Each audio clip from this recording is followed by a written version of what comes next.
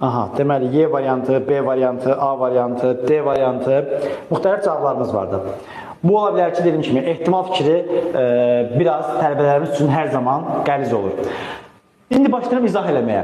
Bax, görürük ki, yazıb ki, A variantında, bax, mətnini oxuduğunuzda düzdür, Lütfüzadənin qeyri-sərisi nəzəriyyəsini ağlına gəlir və bunu Bellmanla müzakirə edir. Bellmanla müzakirə etməkdən sonra o buna fikir bildirir ki, sizin bu kəşfiniz bir inqilab olacaq və bir çox elmlərə kömək olacaq və deyir ki, bu nəzəriyyə sayəsində dünyada elm tarixində, kompüter sahəsində böyük kəşflər edildi.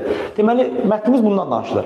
Lütfüzadənin yaratdığı nəzəriyyə qeyri-səris nəzəriyyəsi ilə kifayətlənirdi. Bu, ümumiyyətlə səhv fikirdir. Çünki deyir ki, Richard Bellmanla birlikdə onun bir neçə elmi işi var idi. Deməli, bu artıq bizim üçün necə fikir oldu? Bax, bu səhv fikir oldu. Bu nəzəriyyə, belə yazıb ki, bu nəzəriyyə insan şəxsiyyəti ilə bağlı fikirlərin formalaşdıracaqdır. Bəli, bu da deyir ki, insan fenomeni barəsində də təsəvvür yaranacaq. Bu fikir necə fikir oldu? Doğru fikir. Bax, belə formada yazın. Səhv, doğru, D-ni yazılır, doğru fikir.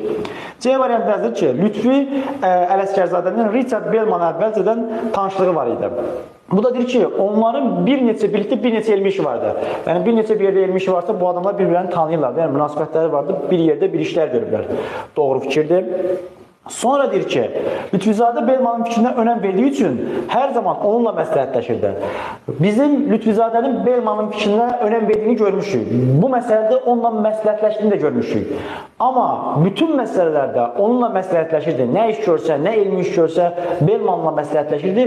Belə bir fikir mətnində yoxdur.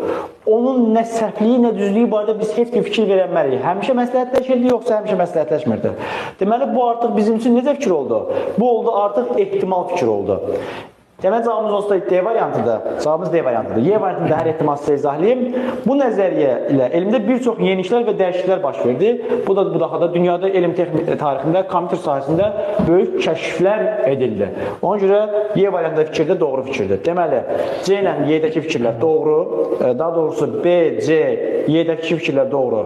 A variantındakı fikir səhv idi. D variantı isə ehtimal olduğu üçün cavabımız olacaq.